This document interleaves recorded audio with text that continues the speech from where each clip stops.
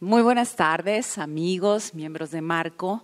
Es un gusto, como siempre, recibirles en este espacio, en donde, además del arte, como una manera de entender al mundo y hacer más rica nuestra vida, ocasionalmente, como en esta vez, ofrecemos otras miradas sobre aspectos igualmente importantes para enriquecer nuestra vida y nuestro bienestar.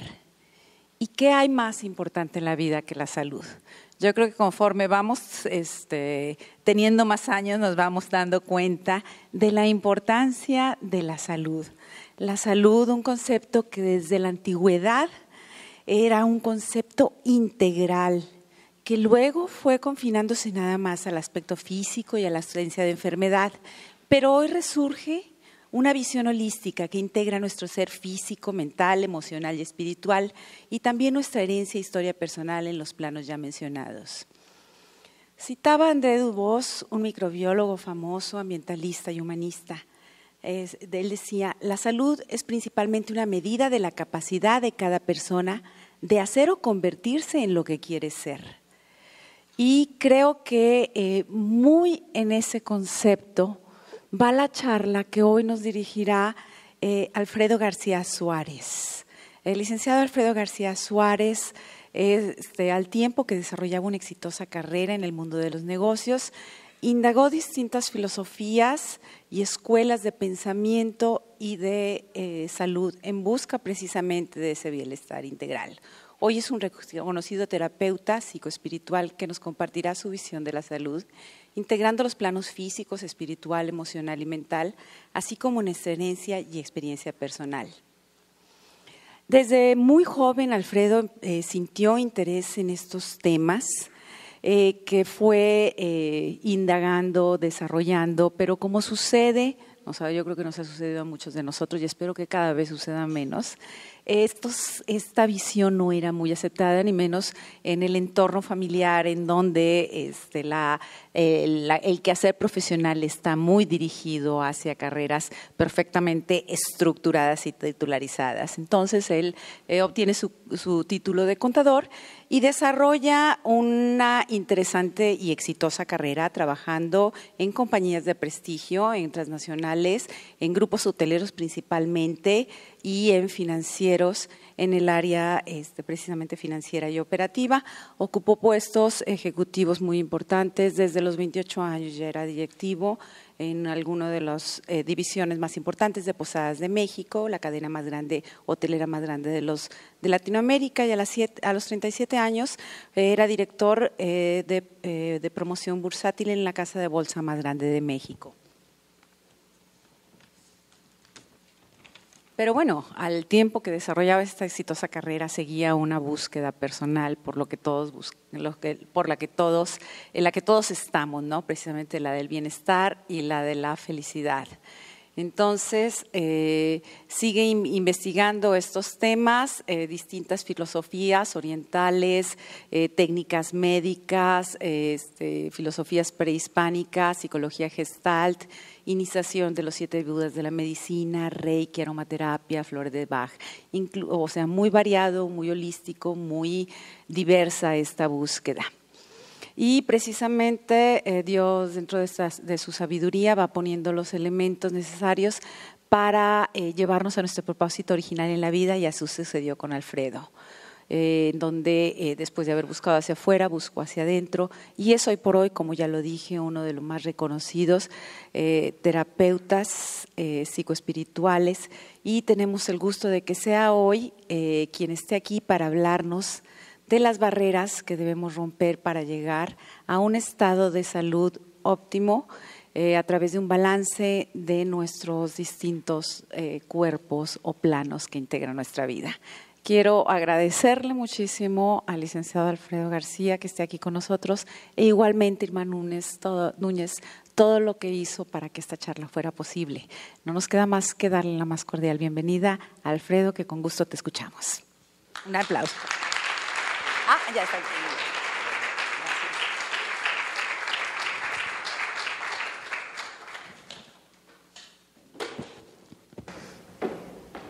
Pues muchas gracias a todos por su asistencia. Antes que nada, bueno, ¿Qué es lo importante del tema del día de hoy, de la charla?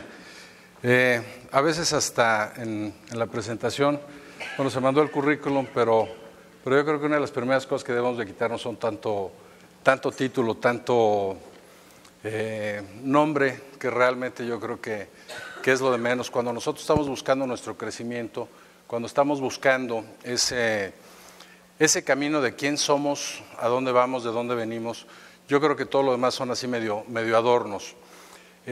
Sí, como les decía, yo creo que como la mayoría de las personas en este mundo, o cuando menos de este lado, en Occidente, iniciamos buscando regularmente hacia donde nos dicen que está la puerta, que es hacia afuera. Nosotros empezamos buscando la felicidad, buscando el objetivo, buscando el sentido de vida, y se nos olvida de dónde venimos y dónde está realmente esa puerta que está dentro de nosotros. Entonces, el tomar conciencia superior de la salud es justamente eso, es no nada más la salud física, que es lo que hasta ahora hemos creído, digamos, que la salud es solamente el cuerpo físico, y nos han un poquito desintegrado en este aspecto. Por supuesto que tiene, dentro del contexto de la salud es muy importante toda esta parte de la medicina alopática, la medicina tradicional. Por supuesto que no pretendo hablar en contra de la medicina moderna, ni hablar a favor de la alternativa o viceversa. Simplemente tratar de encontrar que la salud holística es una integración de todos los diferentes manejos que se le da ahora a la salud, tanto la parte espiritual como la parte física y como la parte mental. ¿Por qué de alguna manera bauticé la terapia como terapia psicoespiritual? Justamente por eso, porque no creo que haya una salud ni física ni mental si no hay un acercamiento a esa otra parte, a la parte interior, a la parte espiritual. Dentro de toda esta búsqueda, lo primero que tenemos que hacer, al tener una conciencia diferente de lo que es la salud, lo primero que tenemos que hacer es romper paradigmas, romper esquemas, romper patrones. Estos patrones que nosotros establecemos, se establecen en todos los niveles, se establecen desde la escuela, se establecen en las familias, en la religión, en la salud, en la moda, en todo se establece estos paradigmas. Un paradigma es una serie de ejemplos, una serie de, ¿cómo podríamos decirle? Usos, costumbres que de repente se hacen sin buscar realmente, sin hacer un análisis de dónde viene, de dónde proviene o por qué se hizo en una primera instancia. Digo, no sé, podría ser la corbata que es una prenda que es indispensable en el mundo de la moda formal y que se origina creo que fueron los croatas, de ahí viene Hrvatska, el nombre que quiere decir Croacia en el idioma de ellos, y lo usaban para cubrirse los botones, la botonadura a los soldados en el siglo XVII. Y de ahí, bueno, pues a alguien se le ocurrió que era moda en Francia y que era elegante, y bueno, pues desde entonces estamos usando la corbata. Aunque yo siempre he creído que más bien fue como invención de las mujeres para controlarnos un poquito más, traernos más fácilmente, pero bueno, otro de los grandes, digamos, paradigmas en la moda, lo siento por las señoras que tienen así unos abrigos muy bonitos, pero no sé si se acuerdan de esas estolas que traían incluso la cabeza del zorro y la cola y todo esto, se les llamaban pieles de pulgas y empezaron a utilizarse porque en alguna época, en algunas ciudades en Europa, la peste de pulgas era tan grande que para no estar con la rasquera se ponían estas pieles para que las pulgas se fueran a la piel. Entonces y sin embargo, bueno, después la gente que lo veía se le olvidó para qué eran y se hizo muy elegante, ¿no? De esta misma manera podemos irnos a cada uno de los paradigmas que seguimos. Un ejemplo muy gráfico lo pusieron en una universidad en Estados Unidos unos investigadores que utilizaron unos chimpancés. Tenían en una jaula, quizá esto lo hayan oído ya alguno de ustedes, en una jaula traían 5 chimpancés de sus respectivas jaulas y en el centro tenían una escalera en donde arriba habían puesto un racimo de bananas. Los chimpancés trepaban por la por la escalera, y en el momento que alguno de ellos trataba de trepar por la escalera para tomar las bananas, los otros eran bañados con un chorro de agua helada. Con el tiempo estos sabían que a la hora que iba a subir uno los iban a bañar con agua helada, entonces lo que hacían, le caían a golpes al que quería subir. Y si era el otro, todos le caían a golpes. Fueron sacando uno a uno de los chimpancés que originalmente, porque ya ninguno se subía, entonces fueron sacando a cada uno de los chimpancés que estaban originalmente ahí y trayendo chimpancés nuevos. Cada uno de los que llegaban pues no sabía de qué se trataba, veían los bananas, se querían subir y los otros le caían a golpes, hasta que ya no había uno solo de los que habían recibido el chorro de agua y seguían golpeando al mono que quería subirse. ¿Por qué lo hacían? Seguramente si les hubiéramos preguntado, ¿y por qué lo haces? Pues no sé, pero así me dijeron que se debía hacer. Como hacemos muchísimas cosas en la vida, que ni nos cuestionamos.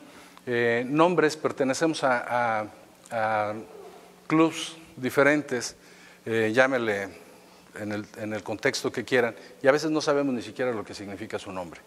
Entonces, el tomar una conciencia diferente es responsabilizarnos de qué es lo que está sucediendo, romper esos paradigmas, romper con esas estructuras mentales que tenemos, esas estructuras físicas, y darnos cuenta que si realmente queremos tomar una salud diferente, una salud mejor, tenemos que responsabilizarnos de que lo que nos está sucediendo es provocado por nosotros mismos, que todo es parte de un aprendizaje y que si nosotros no abrimos los ojos, no abrimos la mente a esto, pues la salud integral no va a llegar realmente a nosotros.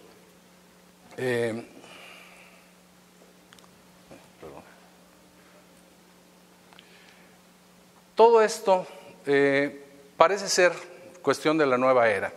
Todo esto podríamos decir es el New Age, es la medicina alternativa, es toda esta nueva ola, pues que se podría decir hasta esotérica de pensamiento, pero realmente esto tiene muchísimo más tiempo del que nos pudiéramos imaginar.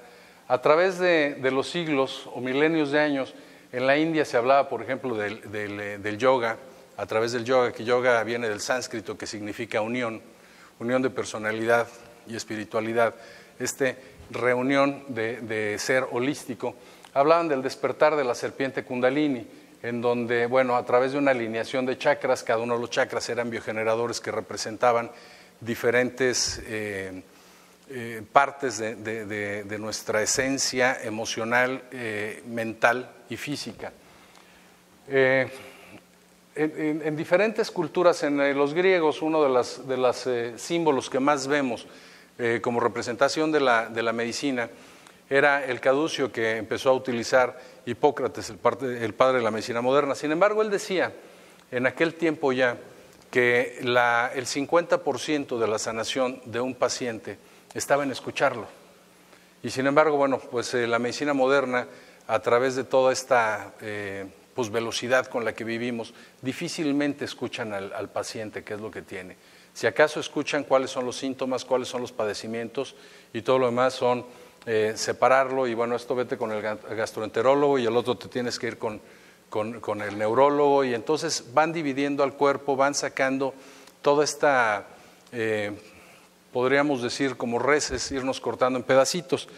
Esto obviamente inicia, digamos, en el siglo XVII, XVIII, con el mecanicismo de la medicina. Empiezan todos los que empiezan a ver toda la parte de la anatomía del cuerpo, y empiezan todos los procesos mecánicos, toda la industrialización. Empiezan a ver cómo eran bombas de succión de vacío, como similar al corazón, y entonces lo tratan igual que si fuera una bomba. Y las articulaciones como si fueran bisagras, y en fin, se van en cada uno de las partes del cuerpo, van viendo esta integración mecánica, y empiezan a darle explicaciones y soluciones mecánicas al cuerpo. Ya no escuchan al paciente, ya la parte más sutil de la enfermedad, esa parte, ese componente emocional, ese componente mental de la enfermedad, se olvidan de él. Simplemente hay razones científicas, hay razones mecánicas en donde pretenden explicar la enfermedad. Este símbolo, como les decía, que ha sido muy utilizado por la medicina, realmente lo que significaba era alcanzar una común unión con el todo.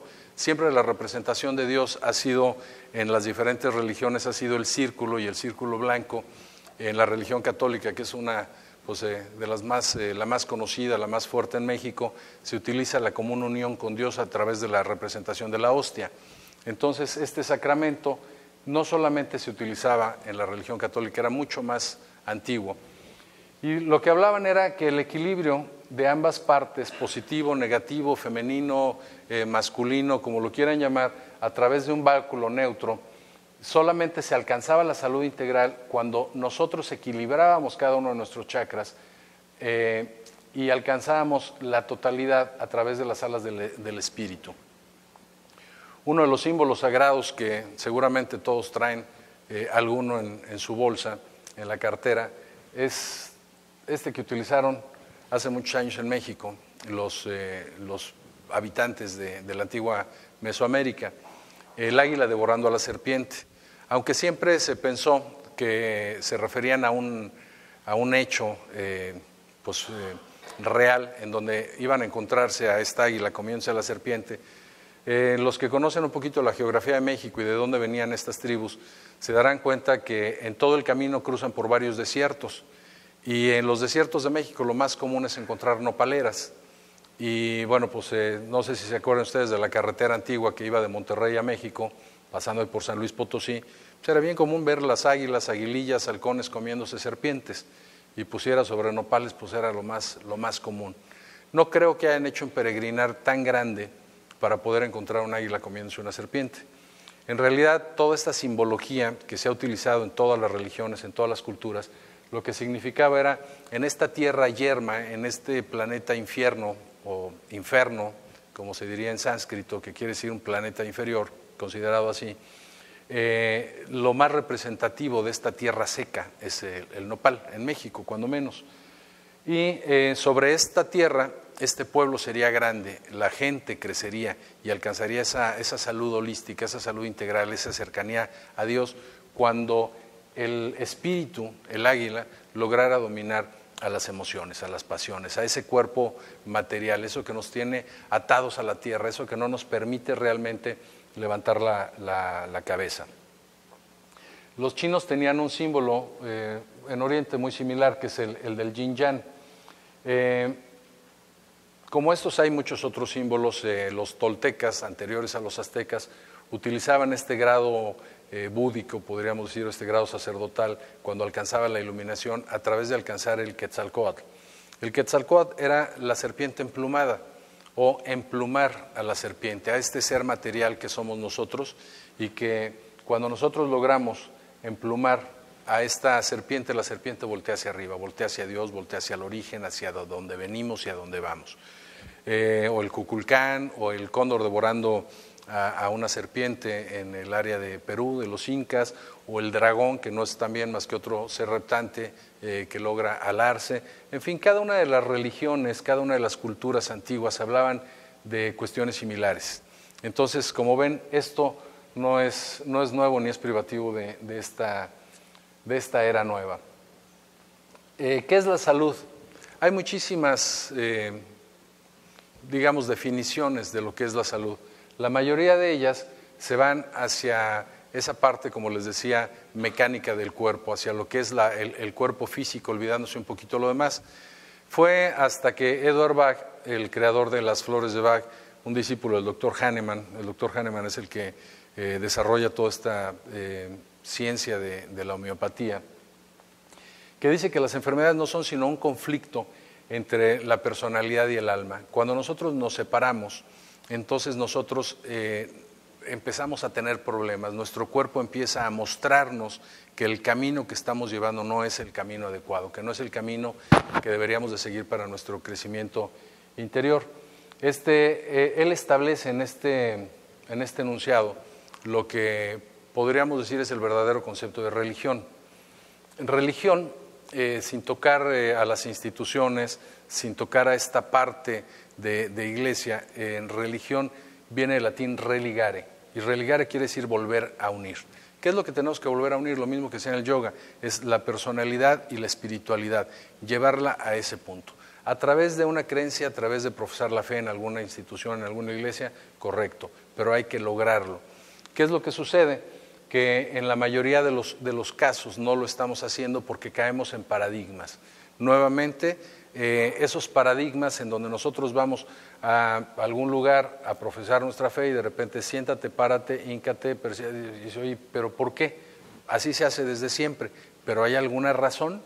Debe de haber alguna razón, debe de haber algún origen, y lo hay y son muy profundos. Verdaderamente cuando uno va a cualquiera de estas ceremonias y entiende cada uno de los elementos que hay y entiende el simbolismo, es tan importante que todo nos habla de salud, nos habla de religión, de ese reencontrarnos con quienes somos, de ese reencontrarnos con nosotros mismos.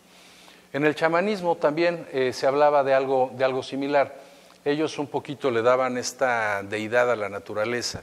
Ellos hablaban de estos diferentes dioses o de estos diferentes elementos naturales que representaban diferentes manifestaciones de Dios.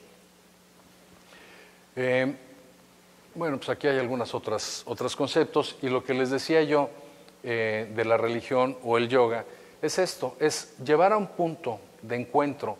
Nosotros partimos de cero, partimos como seres integrados, y es la sociedad, son los paradigmas, son los esquemas, son todos estos programas que nos van dando, los que nos van separando y nos van llevando a una, podríamos decir, espiritualidad de domingo, y el resto de la semana pues se vale hacer lo que uno quiera, ¿no? No hay realmente esta conciencia de ser integrados en un ser holístico.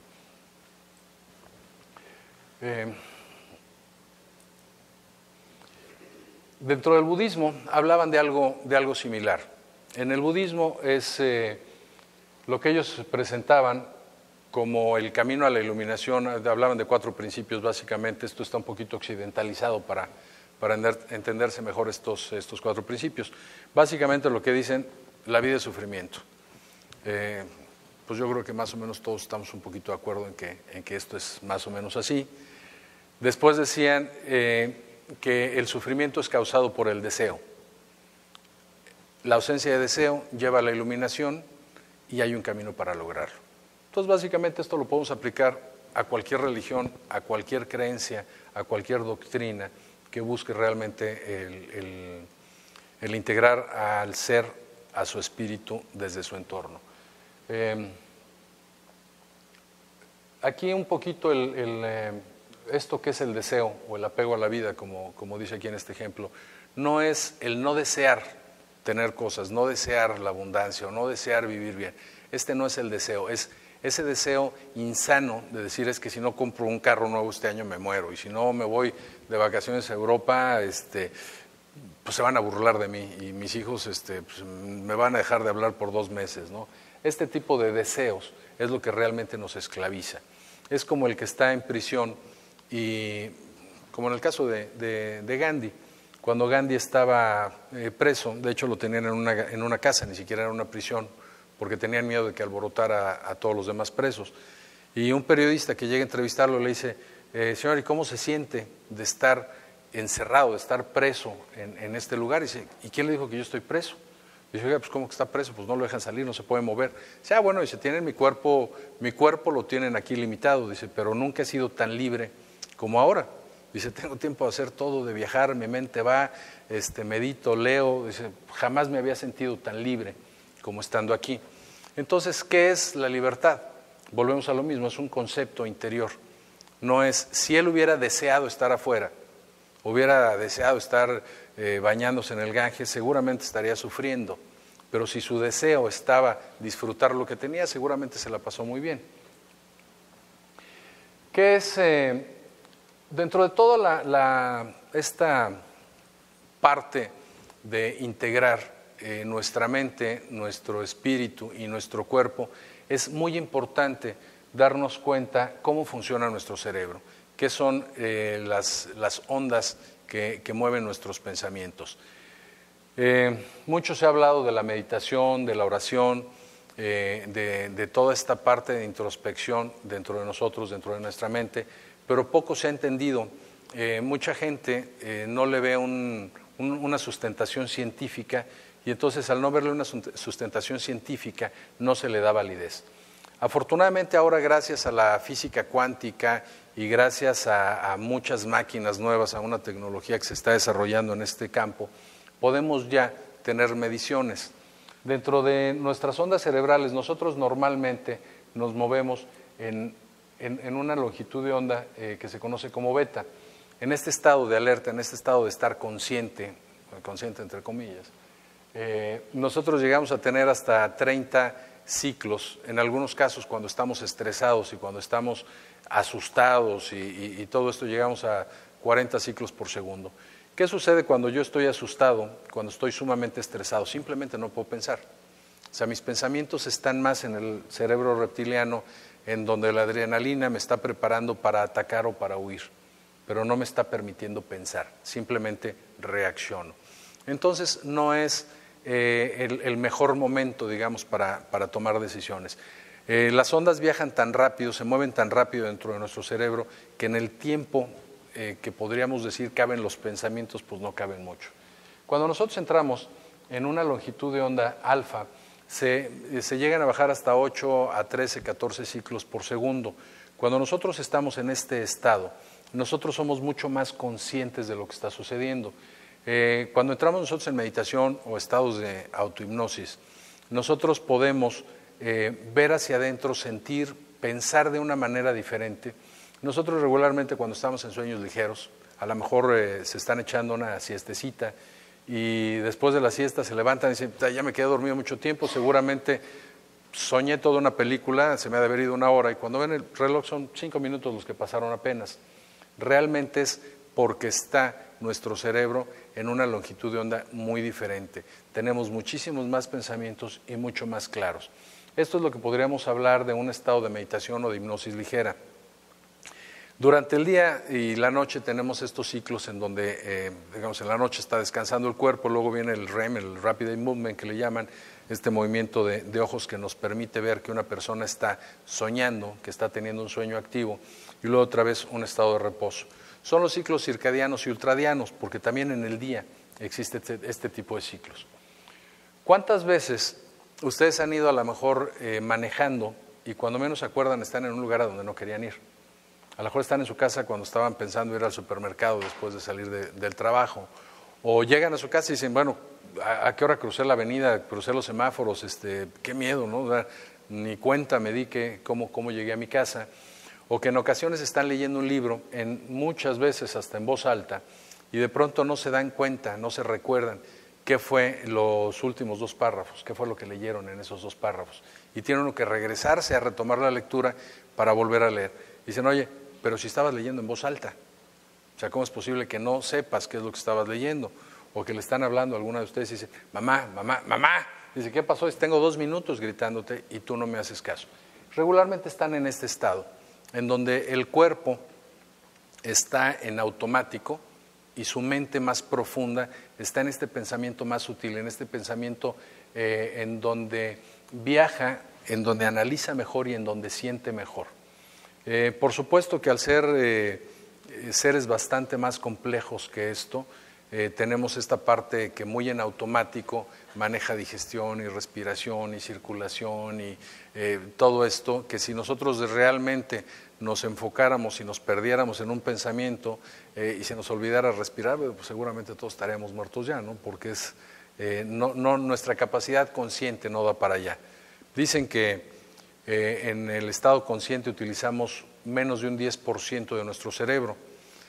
Yo creo que a muchas personas dudaría que usen un 5%, pero eso es lo que utilizamos. Tenemos un 90% de nuestro cerebro, de nuestra capacidad cerebral, podríamos decir medio desperdiciado o en ese estado en el que es un estado inconsciente o subconsciente.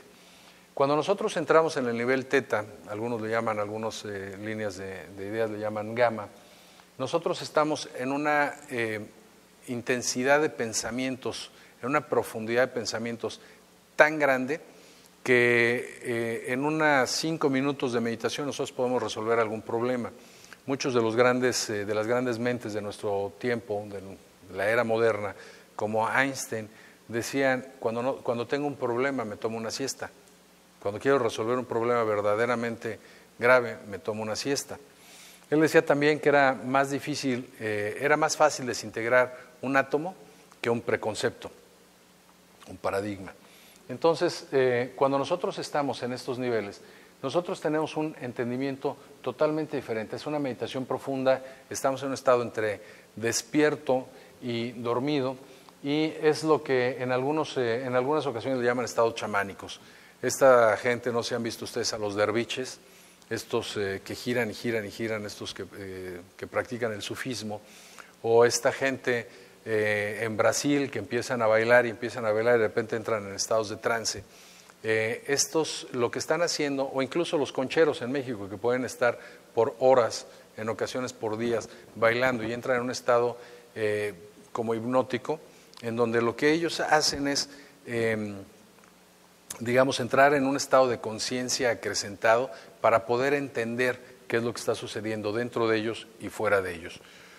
Muchas personas disparaban este estado de conciencia a través de drogar el cuerpo, disparando los niveles de dopaminas, de endorfinas, y muchos lo hacían de una manera pues nada agradable. No sé si ustedes se acuerdan de esos latiguitos que le llamaban flagelos, y se pegaban, decían que castigándose alcanzaban a entrar en esa común unión con Dios, y entonces veían cosas mucho más, digamos, en un estado de éxtasis, veían o entendían conceptos totalmente diferentes. Lo que estaban haciendo era drogar el cuerpo para poder meter el cuerpo en el cuerpo defendiéndose del dolor. Lo que hace es secreta esta especie de droga que los hace entrar en estados chamánicos, podríamos llamarle. Y bueno, pues ya los estados delta pues son estados realmente poco entendidos, porque es lo que algunos místicos dicen estados de iluminación. Si tienen, va a haber una sesión de preguntas y respuestas al final de esta charla, pero si hay algo que de repente no entiendan el concepto, la palabra o lo que sea, por favor, pregunten y con todo gusto. El doctor Wilhelm Schumann es, no sé si ustedes hayan oído hablar últimamente de las frecuencias Schumann. Esta frecuencia o este nombre se ha vuelto un poquito popular y hasta un tanto esotérico, como les decía, con todo este rollo de la nueva era y del 2012 y todo esto que se espera. Realmente volvemos a lo mismo, todo tiene una explicación científica, gracias a Dios ya todo está siendo más fácilmente comprobable a través de mediciones. Este hombre, a mediados del siglo pasado, descubre que la Tierra tiene una especie de pulsación, un pulso, como si fuera el corazón del planeta que está vibrando. Originalmente el promedio que tomaban, porque bueno, varía, pero el promedio que tenía en aquella época era de 7.83 Hz por segundo. Esta medición fue muy importante cuando empezaron a tener los viajes al espacio. Se daban cuenta que cuando salían los astronautas, cuando regresaban los astronautas, después de algún tiempo estaban con una salud un tanto delicada. Empezaban sus signos vitales a deteriorarse, mandaban plantas, mandaban animales, y todos los seres vivos pasaban por este mismo proceso de deterioro. Él descubre que esta frecuencia, bueno, esto es dentro de la ionosfera, que son más o menos 100 kilómetros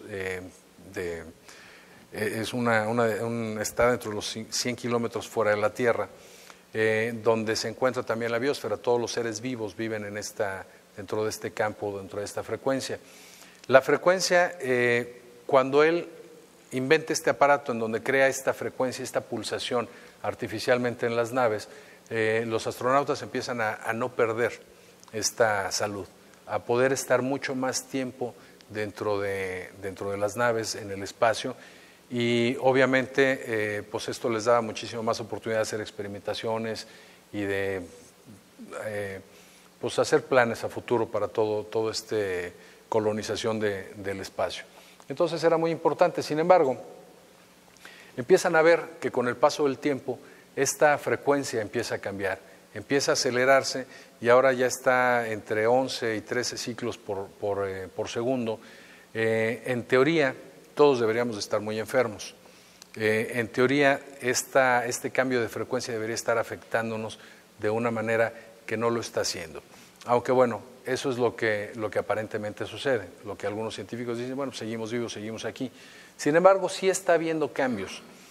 Nunca antes se había visto un crecimiento de diabetes infantil como se está dando ahora, nunca se había visto tanta incidencia de enfermedades raras que los médicos empiezan a ponerle nombres simplemente a un gran número de síntomas que se repiten y que no saben realmente cuál es el origen, y de pronto dicen, bueno, pues a este le vamos a llamar esclerosis o a este le vamos a llamar fibromialgia. Y son justamente el tipo de enfermedades que se están dando por el apego, por el retener, por el querer no cambiar y no entender y no tomar una conciencia diferente, una responsabilidad diferente de lo que nos está sucediendo. Cuando nosotros queremos retener el cuerpo, es verdaderamente la tensión emocional que tiene, nos va afectando. Más adelante voy a tocar el tema de lo que es la bioenergética, pero haciendo una mención rápida de esto, decía dentro de estos tres personajes que mencionaba Freud, que tenemos dentro de nosotros, estaba el ello. Y el ello decía que es esta intención de hacer las cosas que es frenada por la sociedad, por la religión, por las leyes, por lo que sea, y que va frenándonos en este intento de hacer algo.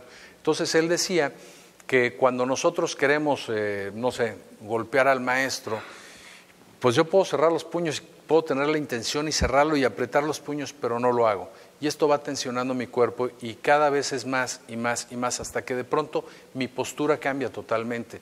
Y entonces por eso es que podemos leer el cuerpo de las personas y ver cómo caminan o la forma de su cuerpo, determinar qué tipo de patrón psicológico o de carácter tiene esta persona. Entonces, bueno, él es el primero que habla de esto. Pero bueno, regresando a esta parte de la frecuencia, nosotros estamos acelerándonos en todo esto. El campo biomagnético de la Tierra se está reduciendo, al contrario del crecimiento que está teniendo la frecuencia, y esto está acelerando todos los procesos. Muchísima gente está notando cambios dentro de la personalidad de los hijos, los niños, bueno, pues ahora además de todo el avance tecnológico que estamos teniendo, pero el tiempo se pasa más rápido, no nos da tiempo a muchas cosas, nuestro propio esquema de pensamiento, nuestras propias dudas acerca de lo que nosotros creíamos súper bien establecido en nuestras vidas y en lo que nunca había habido dudas, de pronto empezamos a cuestionarnos nosotros respecto a la validez de todos estos pensamientos. Como les decía, este es la ionosfera. Y obviamente todas estas vibraciones están afectando no solamente nuestro cuerpo físico. Nosotros tenemos diferentes cuerpos.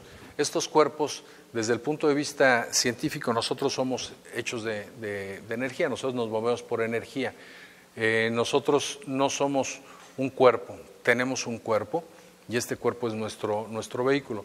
Desde el punto de vista científico, la definición de energía, podríamos decir que la energía no es creada y no tiene fin, no puede destruirse, sino solamente transformarse. Desde el punto de vista teológico, nosotros somos esencia de Dios, somos hechos a imagen y semejanza de Él, y Dios no tiene principio, no fue creado, no tiene final, no se destruye, simplemente está en una transformación constante a través de todo el cosmos. Entonces, energía, alma, digamos que tendría la misma definición. Entonces, si entendemos que nosotros no somos lo que aparentemente vemos en el espejo, porque bueno, pues yo por más que quiera presentarme y sacar títulos y fotos y tratar de que se vea lo mejor posible el vehículo, si me cortan las piernas y los brazos sigo siendo Alfredo. Y por más que me piquen los ojos y me arranquen las orejas, seguiré siendo Alfredo. A lo mejor me van a decir el tamalito, pero seguiré siendo Alfredo. Entonces, si yo no soy un cuerpo, si yo solamente tengo un cuerpo, ¿para qué quiero el cuerpo? ¿Qué es lo que mi cuerpo me está diciendo? Aparte de estar en un día de escuela, que sería nuestra vida, es un día de aprendizaje para nuestra alma. ¿Para qué me sirve? ¿Para qué más me sirve mi cuerpo? Mi cuerpo es ese vehículo que, al igual que el automóvil que ustedes manejen, obviamente ustedes escogieron el vehículo dependiendo qué es lo que van a hacer. Ustedes, si van a irse a la sierra y van a irse a la Huasteca y van a meterse en caminos empedrados, seguramente no van a escoger un Ferrari. y si se van a ir a una pista a correr automóviles, pues seguramente no se van a llevar un camión de volteo. Entonces, dependiendo la experiencia que Dios quiere que vivamos en este planeta, nos dan el vehículo con el color, el tamaño, el tipo de cabello, o sea, todas las características físicas, y lo que nuestro cuerpo nos va diciendo a través de enfermedades y a través de situaciones que vivimos alrededor, sufrimientos, situaciones de vida, etcétera, es esta alineación hacia donde debemos de ir, este lenguaje muy sutil en el que todos los diferentes emociones, todas las diferentes situaciones mentales, emocionales o físicas van pasando por diferentes cuerpos hasta que van rompiendo como si fueran redes, y ya cuando nos pegan en el cuerpo físico, ya como una enfermedad mesurable, pues ya es porque tiene tiempo dentro de nosotros. Y entonces empezamos a ver patrones generales de enfermedades. Empezamos a ver patrones en donde, mal dichas enfermedades, porque según lo que yo creo, las enfermedades no existen sino los enfermos. Las enfermedades es nuevamente los paradigmas, los nombres que queremos darle a algo preestablecido, a un preconcepto, que si nosotros le quitamos el nombre a ese preconcepto, nosotros sanaríamos más rápido. Yo conozco muchos casos de personas que han sido detectados con cáncer y la gente literalmente empieza a morirse.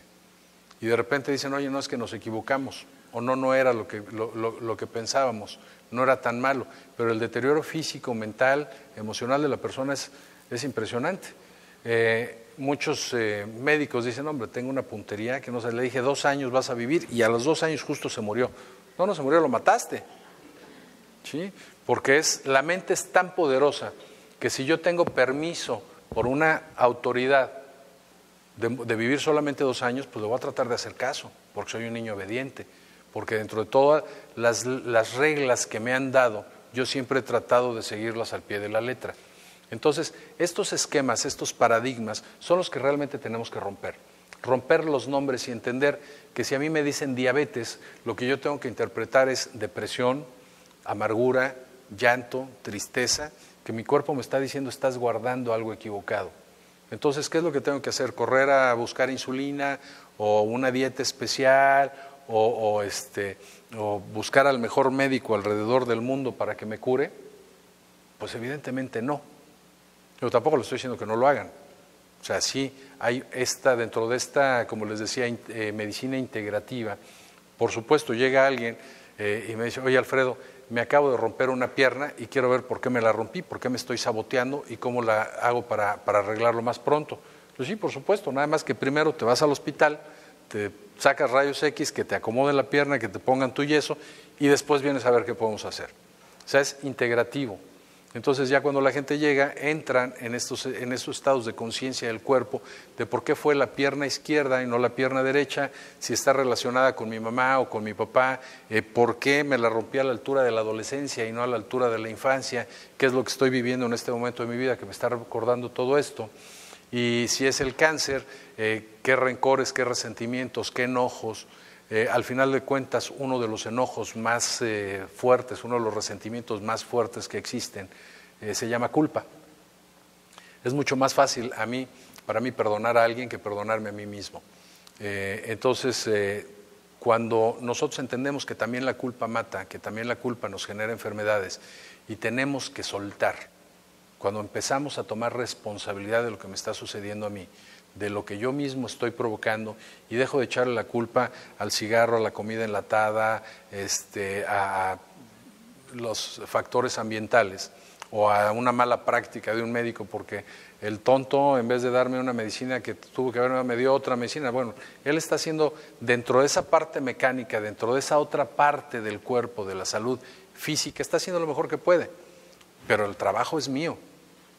O sea, yo puedo ir a que me enyesen la pierna y van a hacer un extraordinario trabajo, pero si yo realmente no entiendo qué es lo que mi cuerpo me estaba diciendo y por qué me estaba saboteando, seguramente me va a dar una lección diferente y probablemente más fuerte.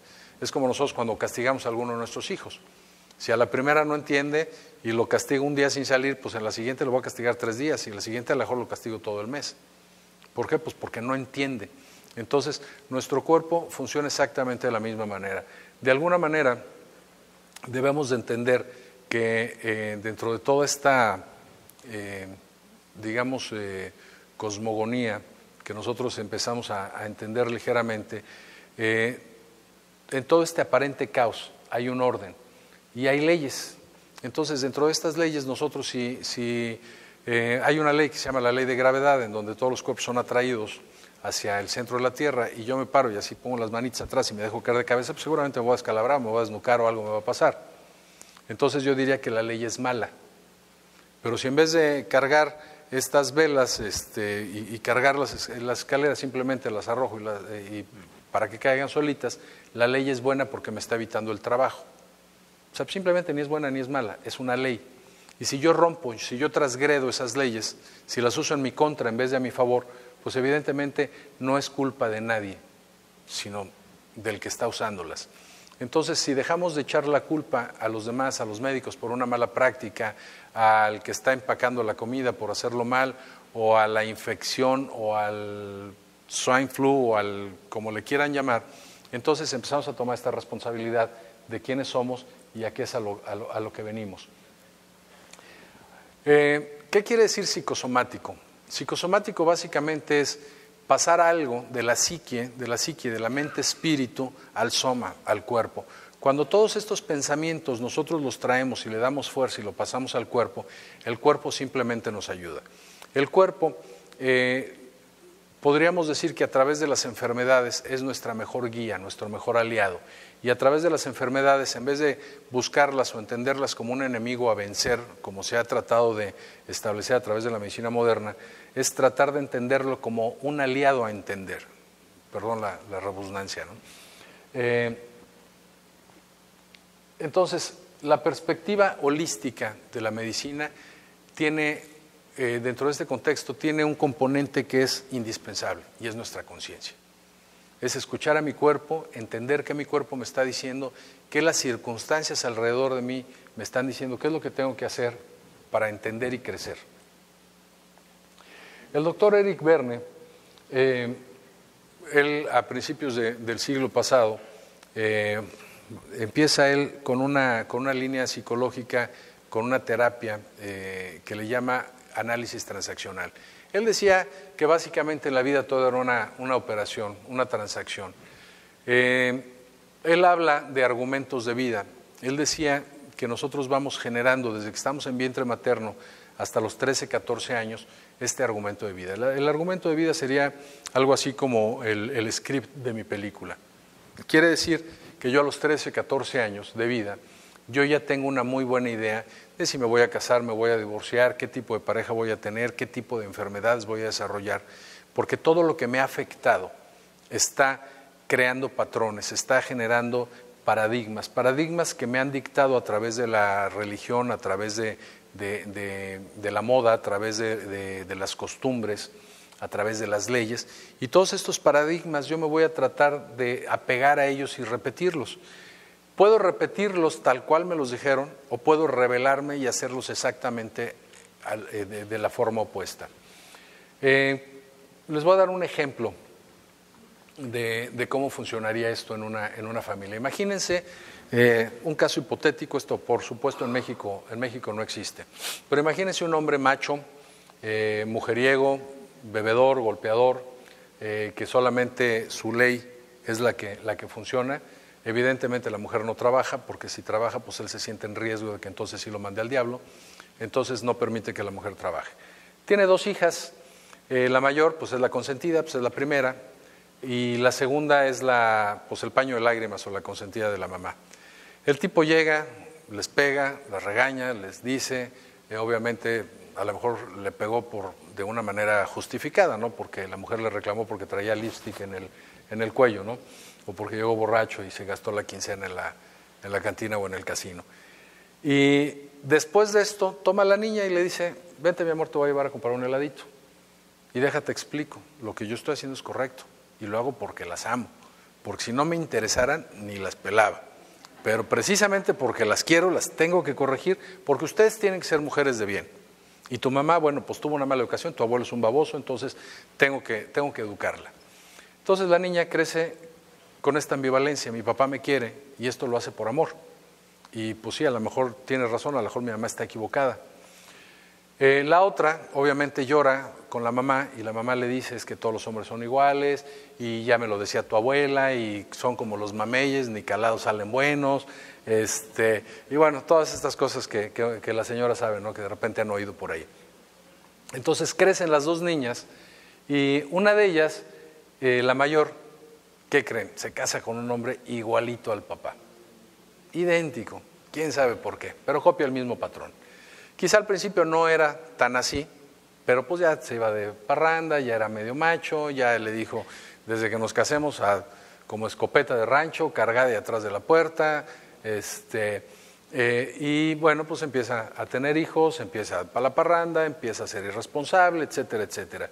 Conscientemente la niña está sufriendo, conscientemente tiene un fracaso matrimonial y llora y sufre y le platica a las amigas, pero inconscientemente aguanta porque le está diciendo a la mamá, mira mamá, pues por los hijos, mira mamá, hay que aguantarse, además pues nos quiere, todas las noches llega, aunque sea a las 5 de la mañana, pero llega, ¿sí? Entonces digo, pues cuántas mujeres hay por ahí solas que ni siquiera pareja tienen, entonces pues me aguanto, aunque conscientemente esté sufriendo ese fracaso. Y por el otro lado está la otra niña, la que alucinaba lo que hacía el papá. Y la que veía a la mamá y decía, mamá te amo, pero te odio, eres una bruta, ¿cómo te dejas? Entonces ama a la mamá y tiene a la mamá dependiente de ella, pero no la tolera. Dice, es que yo amo a mi mamá, pero a los 10 minutos de estar con ella ya no la soporto, ¿no? También no sé si han oído por ahí ese tipo de expresiones. Y entonces, bueno, pues, ¿y por qué? Pues porque es una mensa, porque es una dejada, yo no sé cómo permitió esto, yo no sé cómo permitió el otro. Y desde niña ella empieza a hacerse una promesa, a mí ningún hombre me va a tratar así. Y entonces, sin darse cuenta, se convierte en lo que más odia. Y entonces la que maltrata, la que busca mandilones, la que los trae al puro zape, la que es una ejecutiva prominente, pues es ella. Y entonces llega el marido y, ándale baboso, levántate, y pues bueno, y ahí lo trae. Sin darse cuenta ella, porque también en un proceso muy inconsciente, lo que va haciendo ella es lo que en psicología se conoce como castración. Le va diciendo, poquito a poquito, no eres un buen proveedor, y a lo mejor con palabras tan sutiles y tan sin darse cuenta, como decirle, oye, ¿y por qué no pides una promoción? ¿Por qué no pides aumento de sueldo? Oye, en las tardes que no haces nada, ¿por qué no te pones a vender algo, aunque sea por internet? Eso, traducido en el ego tan frágil que tenemos los hombres es, pues no eres un buen proveedor, no me estás dando lo que yo necesito.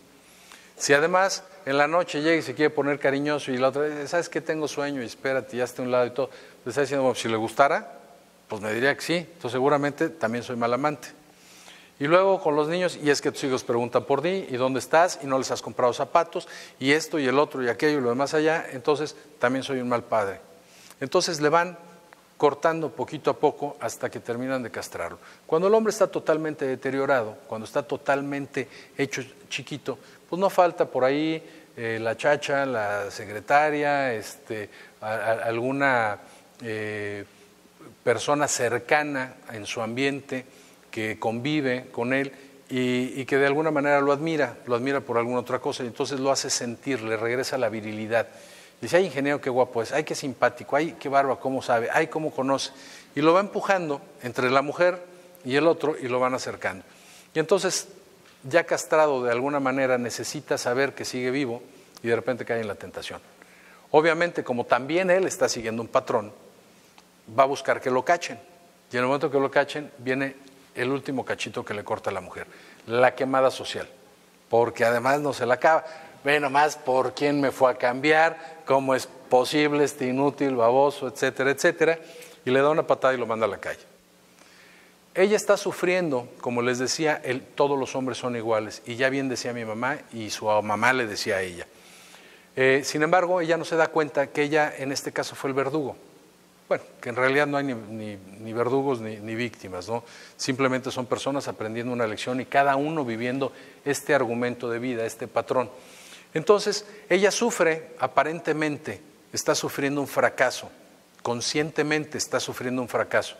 Inconscientemente le está diciendo a su mamá, mira cómo se debe tratar a un hombre. Desde el principio debías de haberlo traído así, y a la primera que te haga, vámonos. Entonces, es esa parte inconsciente contra la parte consciente. En una sufro, en la otra hago lo que me había yo prometido desde muy chico. Entonces, ¿cómo funciona? Puede funcionar, como les digo, hacia ambos lados. Y ahí, en esta etapa, es donde aprendo, no es la parte genética, sino la parte aprendida, donde yo aprendo a tragarme los problemas. Todo mundo tiene amarguras, todo mundo tiene sufrimientos, pero el que los comparte o los llora, no desarrolla quizá la misma enfermedad que el que se los traga. Entonces, si mi mamá, yo quiero mucho a mi mamá y mi mamá es calladita, me veo más bonita y se traga todos los problemas y todos los sufrimientos, aunque le vea yo los ojitos así como que quiere llorar, no dice nada, entonces, bueno, yo hago igual que ella y también desarrollo diabetes igual que ella. Pero si mis dos padres hacen lo mismo, pues entonces yo seguramente voy a tener. Porque a lo mejor mi hermano es igual que mi papá, gritón y saca las emociones y no desarrolla diabetes. Y todos los médicos dicen, es que mitad y mitad en la familia. Papá o mamá tienen diabetes, nada más la mitad van a desarrollarlo. Los dos la tienen, seguro lo van a desarrollar todos. Pero es ese aprendizaje, es esos paradigmas, esos patrones que voy yo generando, ese aprendizaje de cómo manejar las emociones, los que me van llegando aquí. Y paso también por la etapa oral, en esa etapa oral, en donde el niño llora y no saben si es por cólico, por miedo, porque tiene hambre o por lo que sea, el niño llora porque no puede expresarse de otra manera. Entonces llega la mamá, le da pecho, le da mamila, o como dicen en inglés al chupón, un pacifier. Y entonces pacifican al bebé y entonces el bebé a través de la boca se aprende a tranquilizar. Crece, pasa a la etapa oral y seguimos recibiendo estímulos orales. Entonces esos estímulos orales se convierten en el, mira niño, si dejas de llorar te doy yo un chocolate. Y el pobre niño dice, ¿quieres el chocolate? Pues deja de llorar. Y yo estaba sollozando, pero no puede expresar lo que siente y entonces simplemente lo sobornan de esta manera. Y es el premio, si hacen la tarea les compro pizza, si me acompañas aunque no te guste te compro un helado, y entonces siguen los estímulos, los premios y los castigos a través de estas oralidades. También la parte lúdica, esta parte de los juegos y todo esto es, mira, que no delata, ponle una película y es que quiere no sé qué cosa, no tengo tiempo de escucharlo, no tengo tiempo de ver, de traducir qué es la emoción que lo está moviendo. Entonces simplemente ponle una película, cómprale un aparatito para que juegue y que no delata. Entonces este niño crece y se convierte en un adulto que no sabe ni siquiera ponerle nombre a lo que siente. Entonces yo no sé, siento algo en el pecho, siento algo en el estómago, no sé si llamarle ansiedad, no sé si llamarle miedo, no sé si llamarle enojo. Y entonces por eso, bueno, hace pocos años que también empezó a ponerse de moda esto de los ataques de ansiedad y ataques de pánico, la gente lo confundía con infartos, porque jamás se habían detenido a ver cuál era la diferencia entre un sentimiento y otro sentimiento. Entonces esta persona crece y obviamente nosotros culpamos a los amigos porque agarra la jarra desde muy chico, o porque se droga, o porque está pegado a los aparatos electrónicos, sin darnos cuenta que este problema del niño viene desde una etapa muy temprana. Y muchas veces llegan los papás y me dicen, oye, fíjate que mi niño se hace pipí en la noche, se chupa el dedo, se la pasa pegado a la computadora, ¿lo puedes atender? Y yo, no, mejor te atiendo a ti, porque de nada sirve arreglar al niño si llegando a la casa lo vas a descomponer. Entonces no nos damos cuenta que es por no escuchar. Y así crecemos, y así nos hicieron crecer. Y entonces es o la comida, o la bebida, o el cigarro, o N cantidad de cosas que nosotros podemos tomar como realidades. Y estos son esos patrones. Entonces cuando yo tomo una conciencia superior de lo que es mi salud, empiezo a dejarle echarle la culpa a los demás. Empiezo a darme cuenta que cuando apunto algo con un dedo o a alguien, realmente 3 dedos me están apuntando a mí. Y cuando yo hablo mal de mi pareja o mal de mis hijos, es como tirar una piedra para arriba. Me va a caer. Entonces, antes de tirarla, mejor ver qué es lo que está sucediendo y cuál es ese patrón, ese paradigma que está oculto. Y bueno, a través del análisis transaccional, Eric Berne nos hablaba de esto. Nos hablaba cómo todos tenemos dentro de nuestro cerebro, todos tenemos a 3 personajes.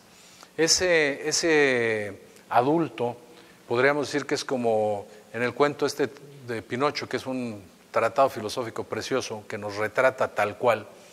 Tenemos al grillito que nos está diciendo qué hacer, qué es lo correcto, tenemos a ese niño que puede ser un niño normal, puede ser un niño rebelde o puede ser un niño sumiso y va a reaccionar de acuerdo a lo que nosotros,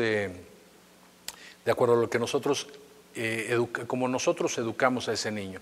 Si tenían un padre que era demasiado estricto, un padre que era demasiado fuerte, bueno, seguramente va a ser un niño sumiso. Muchas veces la rebeldía viene también de ese extremo de ese padre.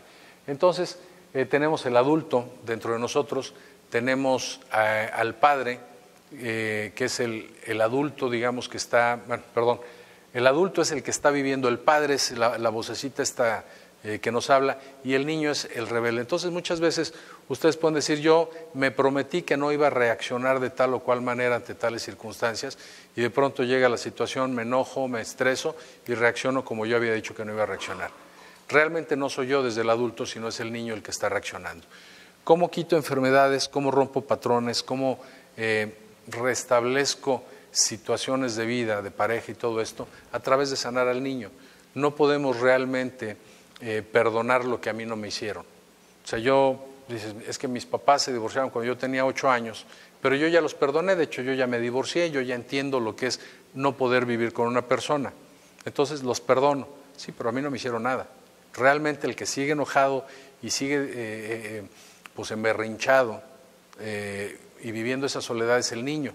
Y de hecho, gracias a ese niño es que generé un patrón que me hizo conseguir a una persona exactamente con las características de papá o mamá que me llevó al divorcio. Entonces, no es empezando desde aquí, sino empezando desde aquí que podemos sanar realmente nuestra situación de vida. ¿Qué es lo que nosotros... aquí hay un pequeño error que se nos olvidó corregir, es el 38% del impacto porcentual de la comunicación. Lo que nosotros decimos no es tan importante como cómo lo decimos, el tono de voz, más que el contenido.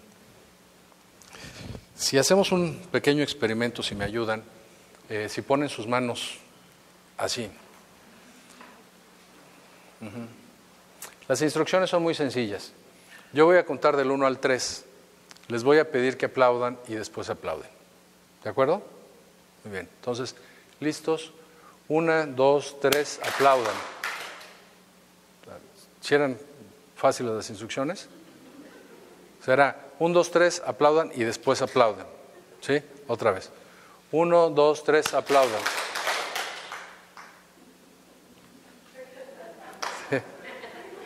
¿Por qué aplaudieron antes?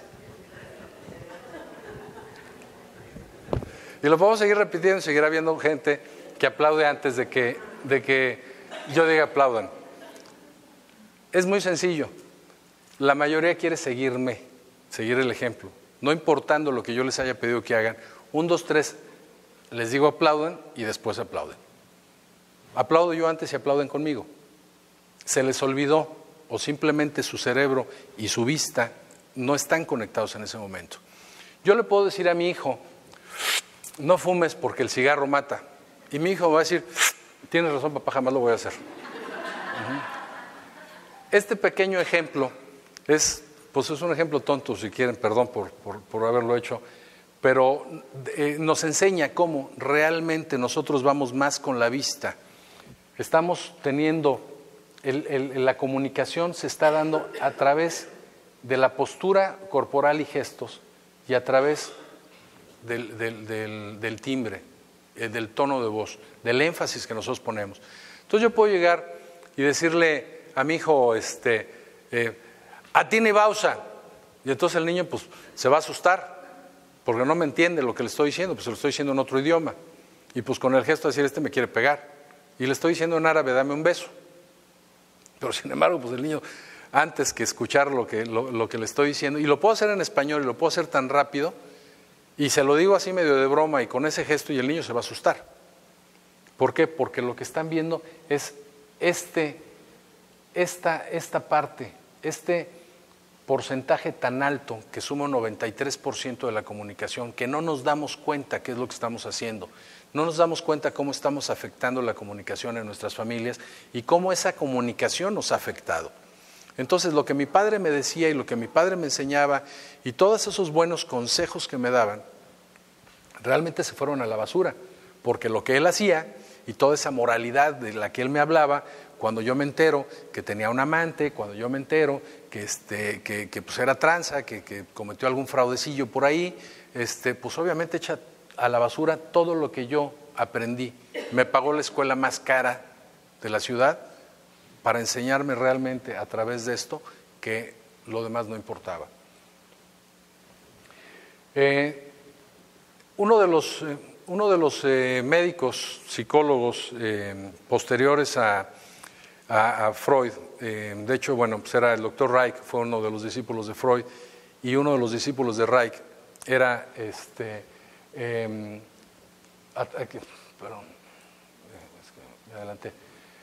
a través de la bioenergética, Alexander Lowen, que este discípulo del doctor Reich, empieza a desarrollar una teoría en donde dice que lleva esta parte que les decía del contener las emociones, de las que hablaba Freud, las lleva ya a un punto de estudio científico, y él empieza a darse cuenta que muchas de las posturas o muchas de las enfermedades o mucha de este carácter que forman los niños está dado en las etapas tempranas. Entonces el trabajo conjunto del doctor Eric Berne y la bioenergética de Alexander Lowen nos llevan a este punto de las bases formales del carácter.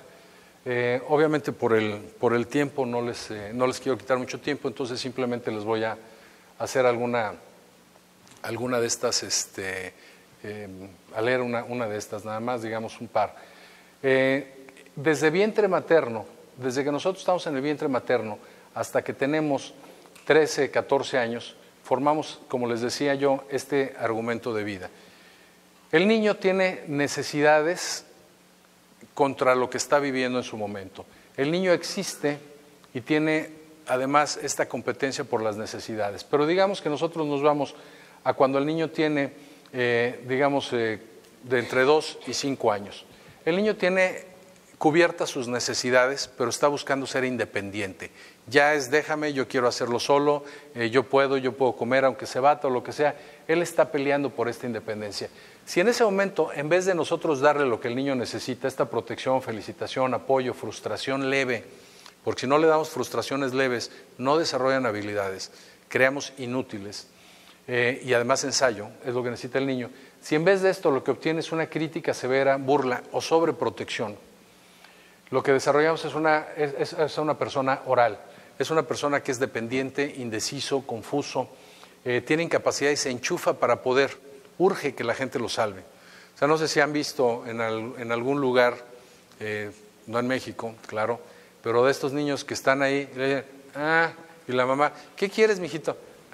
Galletas, chocolate, le hagas uno darle un zape al niño, y el niño ni siquiera quiere decir lo que sea, quiere que le adivinen. Estos niños se convierten en personas de muy buenos sentimientos, muy buena educación, con una alta moralidad, muy buenos modales, y su cuerpo regularmente es más alto que el de los padres, sin mucha masa muscular, son así como esparraguitos. Y entonces obviamente estas personas necesitan, ya sean hombres o mujeres, pues necesitan casarse con alguien que los domine. Y entonces, pues a lo mejor se encuentran a un psicópata o alguien que tenga cierta psicopatía o un sádico, podríamos llamarle en términos más comunes.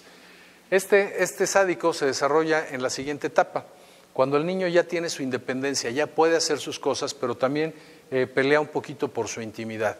Cuando el niño, cuando está buscando su intimidad, busca autonomía, busca ejecución, aprobación, éxito, pero también que le establezcan límites correctos. El niño necesita oposición. El niño necesita que le diga no. ¿Por qué? Porque soy tu padre, o porque así son las reglas, o porque así son las cosas. Si en vez de eso el niño es seducido regularmente por el padre del sexo opuesto, es, ay, mi chiquito tan bonito, y no, y mira, no te preocupes, yo te ayudo a hacer la tarea, no te preocupes, yo te lo consigo, no lo tienes que hacer tú. Entonces se crea un carácter con una psicopatía.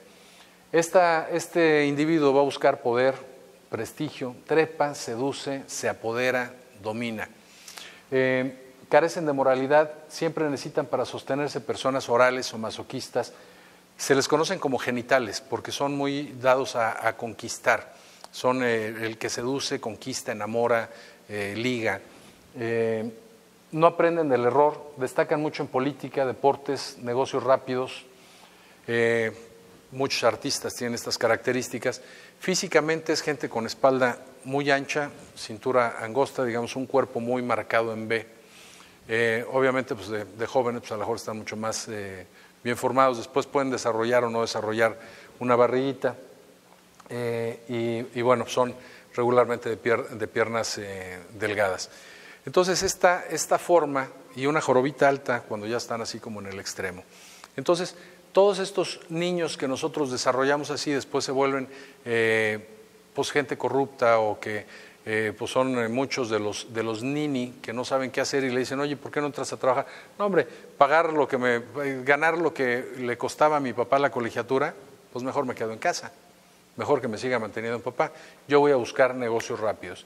Y es ahí donde caen en el riesgo de entrar en negocios fraudulentos o negocios corruptos o todo este tipo de rollos que ahora se han desarrollado tanto.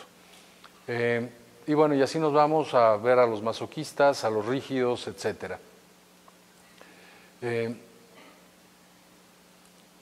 Bueno, esto es el karma. Creo que ya más o menos todo el mundo tiene entendido lo que es el karma. En sánscrito, karma quiere decir acción.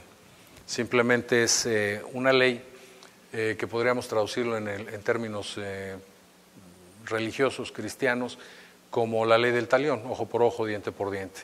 O en términos científicos, como esta ley de causa y efecto, en donde toda causa produce un efecto que se revierte sobre la causa. Toda acción crea una reacción de la misma fuerza, pero en sentido opuesto. Entonces, todo lo que nosotros hacemos tiene una consecuencia. Todo lo que yo pienso tiene una consecuencia. Aquí nos iríamos un poquito a este concepto teológico del pecado. Pecado, la traducción de pecado, la traducción literal de pecado, es fallar la puntería, errar el tino. Pecado capital viene de capita, cabeza, de latín, capital de la cabeza. Entonces es una desviación psicológica que me afecta y me detiene en ese camino. Todo lo que yo hago, todo lo que yo pienso, todo lo que dejo de hacer afecta mi vida, afecta mi comportamiento y de una u otra manera regresa a mí y me pega. Si yo quiero que algo bueno me pegue, pues yo hago algo bueno. Hago obras de caridad o ayudo a la gente y pues evidentemente me va a regresar algo bueno. Si yo hago algo malo, pues puedo esconderlo de las leyes de aquí abajo, pero de las de arriba no hay forma de escaparnos. Esto nos lleva, por ejemplo, al concepto de matrimonio. ¿Cuál es una de las grandes crisis que existen actualmente en los matrimonios? Podríamos decir que el adulterio, que prácticamente en todos los matrimonios se da, y se da de ambas partes. Muchos podrán decir, no, los hombres son más adúlteros que las mujeres. En realidad, yo creo que el concepto de adulterio, si nos vamos un poquito más a fondo de lo que es el concepto de qué es adulterar, digo, en una botella, si yo tengo un whisky muy caro y le vacío la mitad y lo relleno con un whisky más barato, pues lo que estoy haciendo es adulterar la botella, es un whisky adulterado.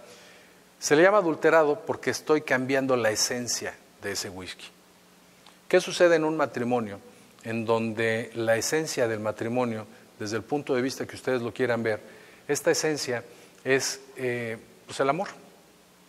Nosotros nos unimos a una persona, o deberíamos de hacerlo, si nos vamos al origen teológico de esta práctica en nuestra sociedad. En el Génesis decía que Dios creó a Adán, hombre, mujer y hombre lo creó. Este es el primer concepto que da. Cuando lo pone en la tierra, cuando ya le da un cuerpo material y dice que está en un mundo binario, en un mundo donde todo se da por pares de opuestos y todo el mundo tiene sus contrapartes, al hombre lo ve solo. Entonces la versión hebrea dice que le quita un costado, no una costilla. Pero bueno, suponiendo que fuera una costilla, o viéramos el yin yang como dos costillitas que parecen dos costillas, quita esta mitad y dice, ahora ya no son completos, pero sí complementarios. Entonces, la mujer tiene la intuición, tiene el amor, tiene esa sensibilidad, el hombre tiene la fuerza bruta, tiene la lógica, tiene otras cosas, y tienen que complementarse, y tienen que entrar en esta unión. Y entonces dice, y dejarán todo, dejarán padre, madre, dejarán todo para volver a formar uno, para ser uno. Como lo decía, el concepto de Dios, el concepto de unidad, de acercarnos a Él, es esta reunión, alcanzar esta común unión. Si nosotros entendemos dentro de esta común unión, si nosotros nos vamos a la esencia del matrimonio, nosotros vamos a crear la esencia de Dios. Pablo y muchos otros místicos dicen que Dios es amor. La energía de Dios y la energía creadora es amor. Entonces, si esa es la energía de Él y nosotros nos juntamos para volver a ser uno con Él, para volver a acercarnos a su esencia, para volver a ser y sentirnos hechos a su imagen y semejanza, necesitamos esta contraparte. Necesitamos unirnos y complementarnos y volver a formar uno solo, no dos mitades. Esa media naranja que deberíamos de juntar, que ahora parece que muchos de los matrimonios en vez de medias naranjas son medios limones, porque qué agrios, ¿no? Muchos de estos. Pero entonces esa adulteración se da cuando la esencia se pierde. Y entonces vemos muchos matrimonios que aunque no haya engaños y no haya infidelidades, se casaron por conveniencia, por el físico, porque pues me daba miedo quedarme sola, porque pues ya quiero tener hijos, porque qué pena que se den cuenta que estoy en el closet, mejor me caso, porque tantas y tantas cosas que se dan, que realmente no son la esencia de ese matrimonio. Y entonces esta unión se está dando desde el principio con una adulteración. Cuando nosotros entendemos este tipo de conceptos y tomamos responsabilidad, nos damos cuenta que realmente no es que estén fracasando más matrimonios, es que nosotros no hemos enseñado y no hemos percibido lo que es verdaderamente hacer estas uniones, alcanzar esta salud integral también dentro del matrimonio y no solamente dentro de nosotros. Dentro de todas las medicinas alternativas que se han dado dentro de esta nueva era, todas, no me gustaría pensar que una es mejor que la otra. Como les decía, todas son medicinas integrativas. Y si nosotros realmente queremos alcanzar esta reunión, esta desadulteración de nuestras relaciones, tanto matrimoniales como de hijos, como esta misma esencia que tengo yo y con mi compromiso que tengo conmigo mismo y con mi cuerpo, debemos de buscar toda una gama, digamos, de técnicas o una gama de medicinas que nos alcancen. Pero la medicina más importante que vamos a encontrar es la conciencia. La conciencia de qué estoy haciendo bien, qué estoy haciendo mal, hacia dónde debo de dirigir mis pasos. Volverme un ser no tan físico y sí mucho más espiritual. No totalmente espiritual, porque si no, no estaríamos en este planeta, no estaríamos en este cuerpo. Seguramente Dios nos tendría más cerquita de Él. Si nos dio un cuerpo y nos puso aquí es porque necesitamos encontrar ese balance. Pero no nada más en la parte física lo vamos a encontrar, y no solamente en la parte espiritual. Tenemos que encontrar este matrimonio perfecto, esta toma de conciencia, de esta conciencia superior. El viaje que les invito yo a hacer es un viaje hacia adentro. Hacia afuera yo creo que todos han ido y de manera muy exitosa, pero yo creo que ya es tiempo de que también volteemos hacia adentro. Se lo debemos a nuestros hijos, se lo debemos al planeta, se lo debemos a la humanidad.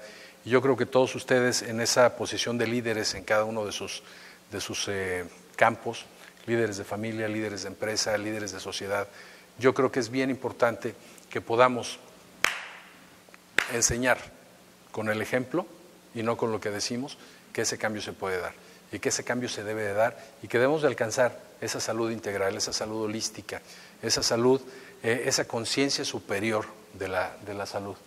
Y pues agradecerles muchísimo su presencia, y si tienen alguna pregunta, por favor, disparen.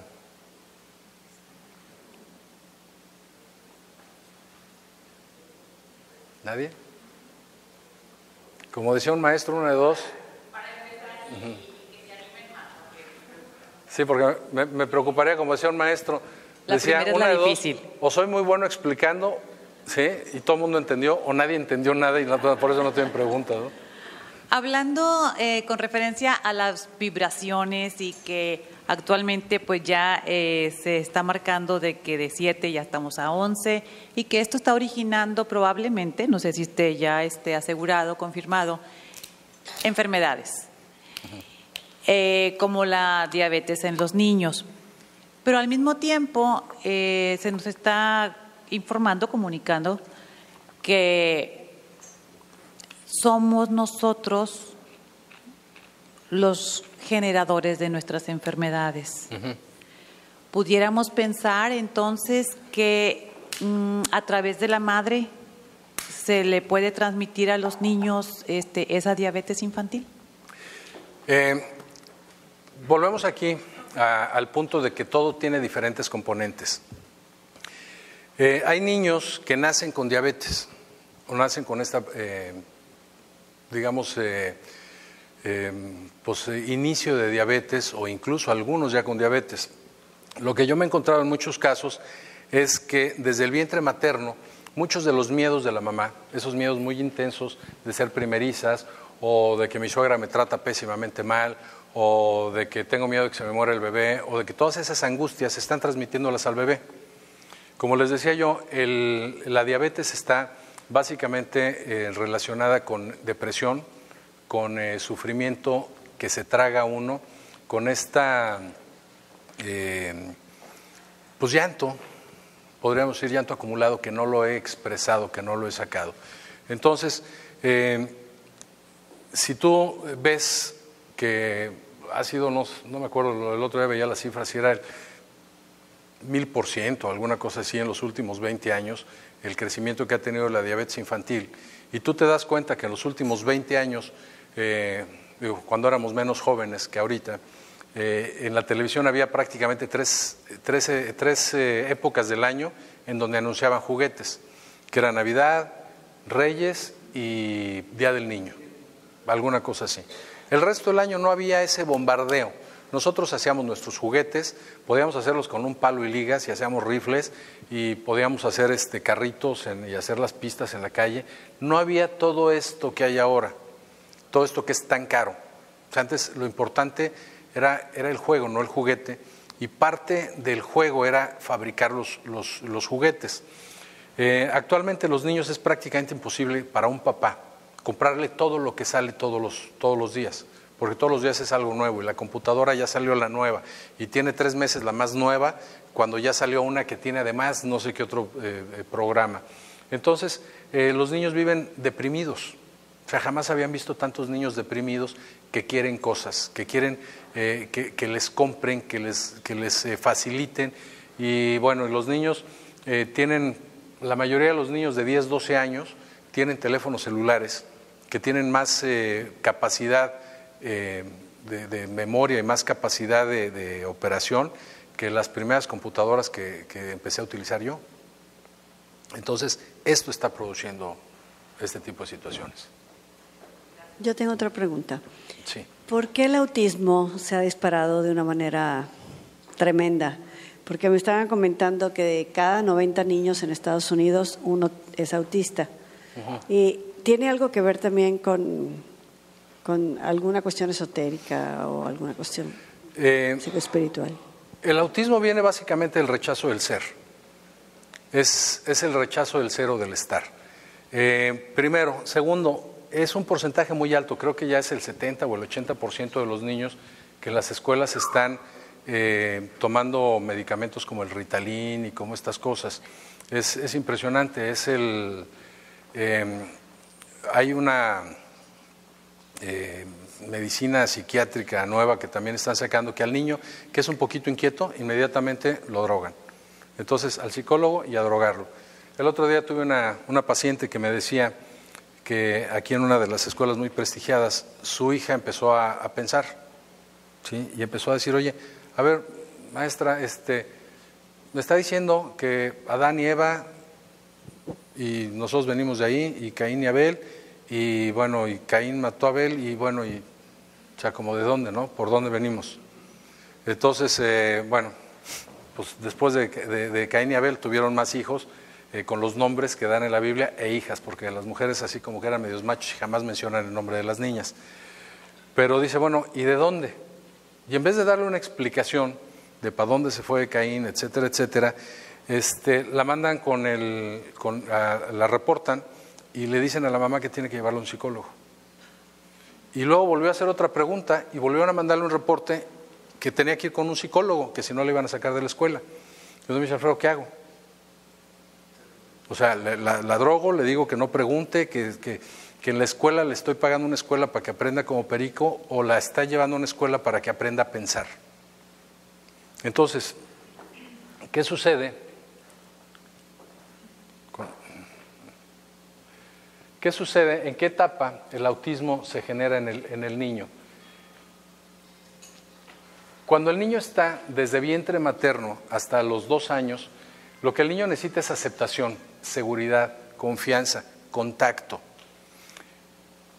Esto se está perdiendo muchísimo en algunas de las sociedades, no hay contacto. El niño es criado en cunas, o sea, no hay esta parte del abrazo, del apapacho, no tenemos tiempo. Tenemos, como decían por ahí alguien que escribió, decía, tenemos casas más grandes, tenemos máquinas que lavan todo, que para la basura, para lavar los trastes, para todo, tenemos unas casotas que tenemos de todos los satisfactores que podamos comprar, pero no tenemos tiempo para vivir en ellas, no tenemos tiempo para convivir con los que viven adentro de ellas. Entonces esta parte de la aceptación, aceptar al individuo, la seguridad, la confianza y el contacto, cuando no se les da, el niño siente un rechazo del cero, del estar. Cuando el niño siente que no es bien recibido, que no están para él, lo que el niño desarrolla es un carácter esquizoide. El marasmo es este estado de derrota. Ustedes han visto a estos niños de Somalia, de esos flaquitos que les caminan las moscas por los ojos y que ni siquiera parpadean. Ese es un estado de marasmo, es un estado de derrota total. Ahí es donde se genera básicamente el autismo. El niño congela sentimientos, simplemente existe. Entonces lo que está sucediendo en muchos casos es esto.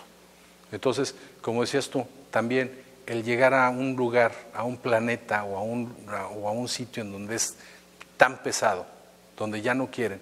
Dicen que, esto obviamente no quiero meterme en muchas honduras, pero bueno, supuestamente los niños están haciendo con una vibración diferente, incluso con el ADN un poquito más avanzado.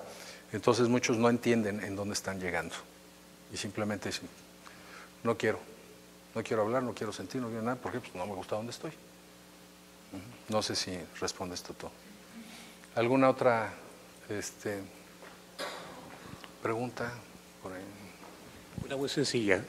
Las personas, pues, muchas veces, antes no nos saludábamos de abrazo, digamos, los hombres, y no se acostumbraba mucho, ¿verdad? Ahora pues es costumbre prácticamente social, aprendida, como lo dices tú.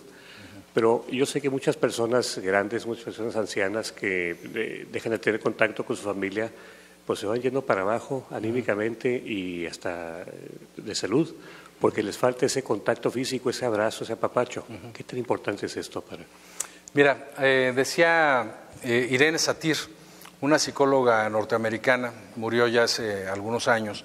Ella desarrolla el término abrazoterapia, no sé si ustedes lo han oído, lo de la abrazoterapia. Ella decía, no me acuerdo exactamente el número, pero decía algo así como que para sobrevivir necesitaba 7 abrazos al día.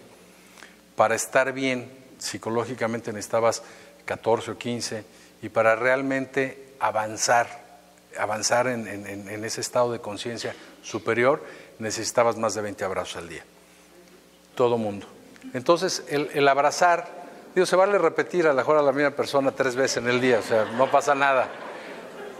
Algo que yo he notado y que les puedo garantizar es que no hay sobredosis en eso. Entonces, si dan más de 20 no pasa nada. Es muy importante, de hecho se comprobó en alguna ocasión que un niño que no se toca se muere. Un niño que lo dejas en una incubadora y que no lo tocas, el niño termina deteriorando su salud y se muere. El niño que empieza a tener contacto, es más, hubo algún caso de un niño que estaba a punto de morir, que ya lo habían desahuciado, estaba en su incubadora, y el hermanito dijo, oye, yo quiero tocar a mi hermano y quiero saludarlo y quiero cantarle porque escribió una canción para él y no sé cuántas cosas. Y la madre se empeñó y dijo, pues no me importa, o sea, si se va a morir, ¿qué importa que meta la mano mi hijo y lo toque? O sea, ¿ya qué pasa? Y el niño llegó y lo empezó a tocar y empezó a cantarle, y los signos vitales del niño empezaron a mejorar. Los doctores se sorprendieron y dijeron, pues dejen que el niño esté con él. Y empezó a tocarlo y empezaron a ponerlo con la mamá. Lo sacaron ya de ahí, dijeron, bueno, si se va a morir, lo mismo da que se muera en la incubadora que en los brazos de su mamá. Y el niño ahora está perfectamente bien y sano. Entonces, ¿qué tan importante es? Mucho.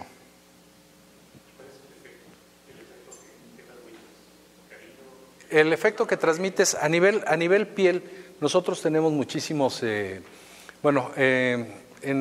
la medicina oriental le llaman meridianos, todos estos puntos de presión que tenemos en el cuerpo que hablan de más de 300 puntos, pero además tenemos es como una malla sensible. Toda nuestra piel transmite señales nerviosas al cerebro. Nosotros cada vez que tenemos contacto con algo o con alguna persona, todas estas señales van directamente al cerebro. Obviamente la caricia, lo que genera una caricia, esta señal, esta respuesta que tiene el cerebro es a través de las endorfinas. Las endorfinas podríamos decir que es la hormona de la felicidad, el neurotransmisor de la felicidad. Entonces, cada vez que nosotros estamos teniendo esta caricia, se está yendo al cerebro y hay una respuesta de paz, de tranquilidad. Cuando nuestro cuerpo está en tranquilidad, entra en una especie de estado de meditación y todos los signos vitales mejoran. Por eso dicen que la meditación sana, que cuando las personas practican la meditación van sanando. Es una especie de entrar en esta paz que también nos produce el contacto. Tuve el otro día una paciente muy preocupada por cuestiones de tabús religiosos y de paradigmas muy cerrados. Y tenía una enfermedad, le iban a operar en unos días más, que parece ser que ya no la van a operar, de la matriz, le iban a quitar la matriz y un mioma. Y además tenía tapado el conducto, ¿cómo le llaman? El ductal, detrás del pezón se les tapa el ducto mamario. De lactancia. Entonces, cuando entramos en este estado de conciencia acrecentado o estado hipnótico, como lo quieres ver, en donde podemos platicar con el cuerpo, al preguntarle a su cuerpo, a preguntarle a su seno qué es lo que tenía culpa. Y tenía una culpa muy fuerte y por eso lo taponó. Y la culpa era porque cuando ella estaba amamantando a sus bebés sentía placer. Y entonces ella empezó a confundirse, decía que era como un placer sexual, y entonces ella no puedo sentir este placer. Y entonces me dice, oye, es que, pues qué horror que yo sienta placer amamantando a mi hijo. Y entonces le digo, espérame tantito, cuando estás amamantando, todos los mamíferos, cuando están amamantando, liberan oxitocina. La oxitocina podríamos decir que es la hormona del placer. Si no, una leona no permitiría que le mordieran los leoncitos con sus dientes tan afilados. Entonces, la única manera en que las madres no rechacen a los niños en muchas ocasiones es a través de la liberación de esta hormona, y es natural. Y entonces decía yo, pues ¿por qué la culpa? Y entonces automáticamente empezó a desinflamarse al dejar ella la culpa ir y al decir, está bien tocar, está bien tener ese placer de dar vida a un bebé.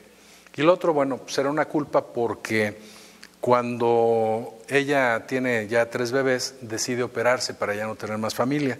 Y entonces le dijeron a ella, las monjas de chica y la familia, que el tener actividad sexual era únicamente con el fin de procrear. Y entonces ella dice, bueno, pues mientras le estés escribiendo a la cigüeña, llegue o no llegue la carta, está bien. Pero cuando ya no hay cigüeña, ¿cómo le vas a escribir, no? Entonces esa culpa le fue dañando la matriz y la sucursal y todo, porque tenía varias cosas ahí. Entonces, así es importante el contacto.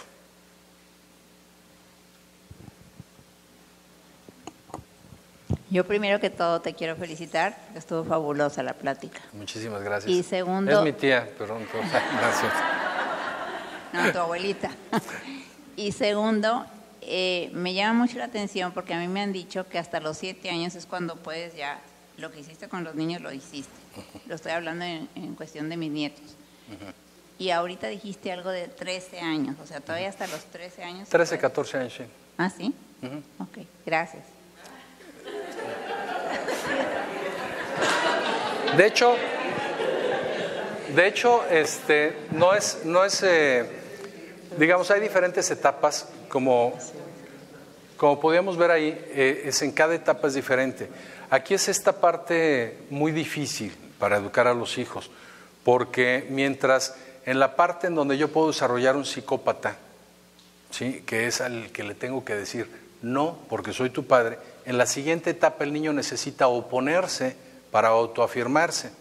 Entonces el niño, cuando yo le digo no porque soy tu padre, el niño tiene que responderme, no es suficiente, papá, o sea, dame una explicación lógica. Y en ese debate, dejarlo que de vez en cuando me gane y que el niño diga, yes, le gané a mi papá. Y entonces él se autoafirma y ese va a ser un ciudadano que no va a permitir que en la escuela los maestros le digan lo que se les pegue la gana, o que un gobernante haga lo que se le pegue la gana con ellos, o que en la sociedad en general permita que hagan con él lo que quiera.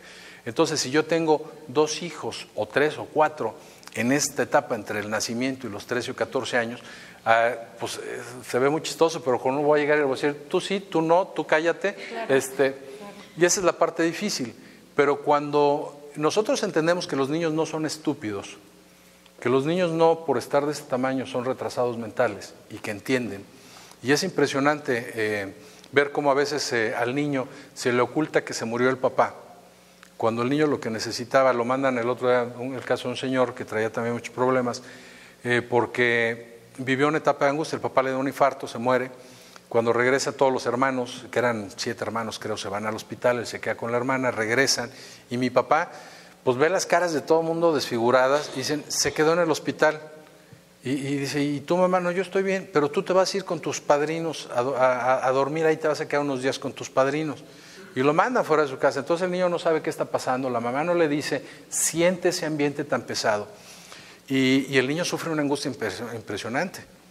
A la hora de regresarlo a esa etapa, el niño decía, bueno, pues díganme ya lo que está sucediendo. Y hubiera sido menos dañino psicológicamente para este niño que le hubieran dicho, mira, pasó esto, me siento con mucho miedo, no sé cómo los voy a sacar adelante, pero va a salir. ¿Sí? Y voy a llorar contigo y voy a enseñarte a expresar mis emociones. Yo hubiera estado mucho menos afectado. Entonces, el hecho de que yo tome a los niños y les diga, mira, mijo, a ti sí, a ti no y a ti tampoco, por esto y esto y esto y esto, porque no es lo mismo la edad que tiene tu hermano que la edad que tienes tú, y no, y por qué a él sí, por qué a mí no, por esto. Y los niños lo entienden. Aunque hagan berrinche aparentemente, no son tontos y verdaderamente créeme que lo entienden. La pregunta va encaminada a buscar ese equilibrio. ¿Ese equilibrio se logra o es dinámico? Porque pareciera que en un momento ya lo voy a lograr o voy a estar dependiendo de todas estas terapias alternativas porque pues sigo buscando mi equilibrio. Mira, la idea de hecho, aparte de las pláticas, las charlas, trato en el radio, en la televisión o en los cursos que doy, medio de broma les digo que cada vez que doy un curso trato de generar nuevos terapeutas personales, terapeutas que, cualquier persona puede pasar aquí, le podemos hacer un análisis de cómo camina y el cuerpo que tiene, nada más no quiero balconear a nadie ahorita, pero ver cómo camina una persona. Si yo veo que mi hijo va caminando y camina con un pie totalmente abierto, me doy cuenta que ha habido una ausencia de uno de los padres. Yo no sé, o sea, tendría que analizar si es mi ausencia o la de la mamá. Y entonces el niño puede caminar así, o puede llegar mi hija con un novio que camina así, y yo ya sé que se va a terminar divorciado porque tiene un patrón de abandono. Cuando yo le pregunto, seguramente el papá estuvo ausente en su vida y va a buscar a alguien que le confirme que el abandono se da. Entonces, cuando tú estás viendo toda esta dinámica, cuando tú estás viendo cómo tu cuerpo se formó, por qué subimos de peso, por qué me enfermo, por qué se me cae el cabello, por qué mi hermana tiene las pompas muy grandes y mi otra hermana las tiene chatas, y por qué una es caderón y la otra no, y por qué a mí me sale la panza para un lado y a mi hermano le sale por la... O sea, todo eso tiene una lectura. Como te decía, mi cuerpo es parte de mí, pero no soy yo. Yo no soy un cuerpo, tengo un cuerpo y me enseña. Te decía yo un poquito medio en broma, les digo ahí en el curso, que la idea de los cursos es justamente que la gente encuentre la libertad de médicos, de laboratorios o de terapeutas psicoespirituales. ¿Por qué? Porque tú tienes que sanarte. Es lo mismo que les decía yo aquí, la conciencia superior de la salud. O sea, tengo yo una conciencia diferente. En cada momento yo me estoy haciendo, me estoy construyendo. Y de repente me distraigo, y de repente tengo una gripe, y de repente tengo un dolor de panza, o cólicos. Y entonces en ese momento, en vez de correr a comprar antihistamínicos para mi hijo, entonces lo que voy a hacer es sentarme con él y decirle, a ver, mi hijo, ¿qué pasó en los últimos 6 días? Estrés, confusión mental, inseguridad, miedo, ¿qué es lo que representaría esta parte? No es que la garganta se me está cerrando, ¿a quién no le has dicho? ¿Qué es lo que quieres decir? ¿Qué es lo que quieres expresar? Entonces, nosotros nos vamos, a veces caemos en la trampa, digo, es muy, muy difícil poder salirme de todo este esquema porque vivo en un mundo que está un tanto desquiciado. Entonces, cuando me sorprendo a mí mismo con un dolor y de repente digo, oye, la ciática me está molestando, pues a ver, ¿qué está pasando? Y hay mucha gente que cuando me dicen, oye, es que no puedo respirar y no puedo, y me siento así con la garganta, oye, platícame y a lo mejor les hago un punto de presión en el cuerpo en donde está la parte del estrés y empiezan a platicar y de repente, oye, no manches, esto es como mágico, dice, ya puedo respirar. No, no es mágico. O sea, mágico para mí es pensar que una pastillita te la tomas y te resuelve el problema sin haber enfrentado la parte emocional. Eso se me hace para mí mucho más mágico que a través de una hipnosis una persona salve su matriz o salve de hacerse una cirugía de miomas. O que después de una terapia una persona diga, oye, ¿dónde está el quiste que tenía? Pues no sé, dime tú. Dice, es que, pues yo tenía un quiste cuando llegué, pues sí, y también traías una culpa por un aborto. Soltaste la culpa y el quiste se fue. Esa manifestación de tu cuerpo que te estaba diciendo, estás guardando, ahí traes una piedra en el corazón, se fue. No sé si te contesté ¿sí? Vamos a dar oportunidad a una última pregunta, porque si no, bueno, nos podemos quedar aquí toda la noche y yo te comería preguntas también. Entonces, acá está. Si no pedimos los lonches, no te preocupes. Oye, Alfredo, excelente exposición. No soy tu tío ni nada de eso. Hay una pregunta que me inquieta. Conócete a ti mismo, se decía Sócrates. Suponiendo sin conceder que se conociera uno a sí mismo, ¿habrá un sistema metódico, un método científico? ¿Qué preguntas debo de hacerme para saber por qué soy como soy? Bueno, esto es, como bien dices, es difícil. Decían los griegos, hombre, conócete a ti mismo y conocerás a Dios.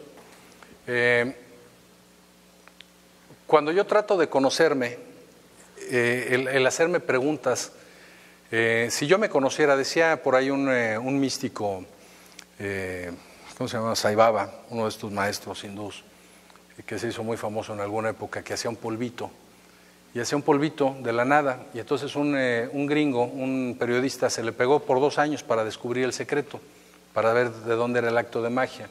Cuando no lo encontró, el truco, pues ya creía un tanto en este hombre, y un día se acerca y dice, maestro, quiero disculparme porque fíjate que durante 2 años te he seguido, pues al principio era con un fin vano, y ahora, bueno, pues me siento mal y te lo tengo que confesar. Le dice, oye, pues me hubieras dicho hace 2 años y te digo dónde está el truco. Dice, ¿en serio? Sí. Dice, ¿cómo le haces? Dice, mira, le hago así y sale el polvito. Dice, ¿pero de dónde lo sacas? Pues de la materia prima de lo que está hecho todo el universo, del aliento de Dios, del prana, como dicen ellos. Y simplemente pienso que lo puedo sacar, lo siento y lo pongo ahí.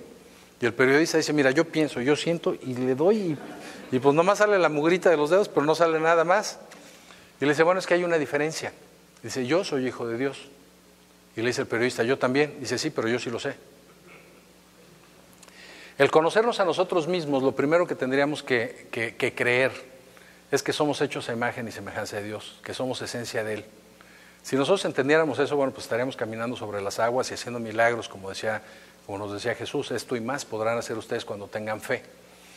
Pero en el camino, al lograr esto, Dios nos da, digamos, un acordeón, aparte de los muchos que nos han dado a través de tratados de filosofía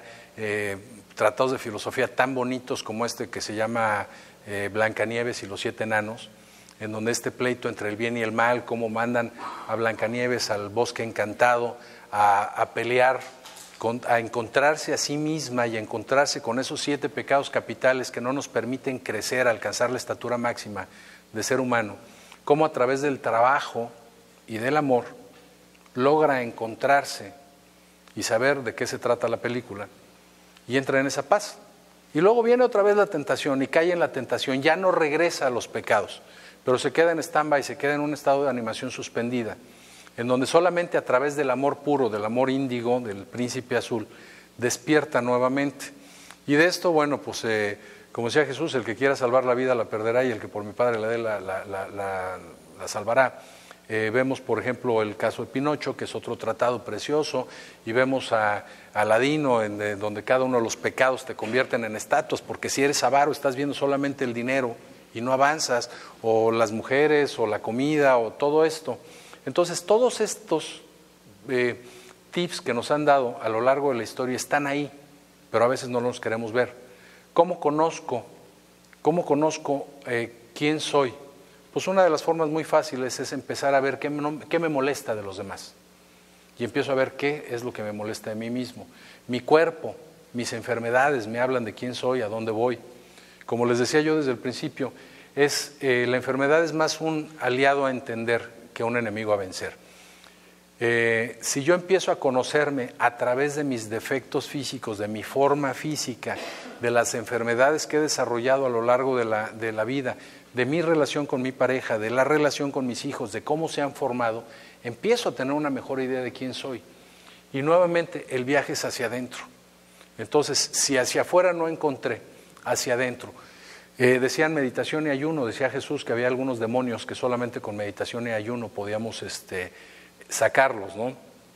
La meditación es ese estado en donde nosotros entramos en un estado de conciencia acrecentado y podemos ver hacia adentro.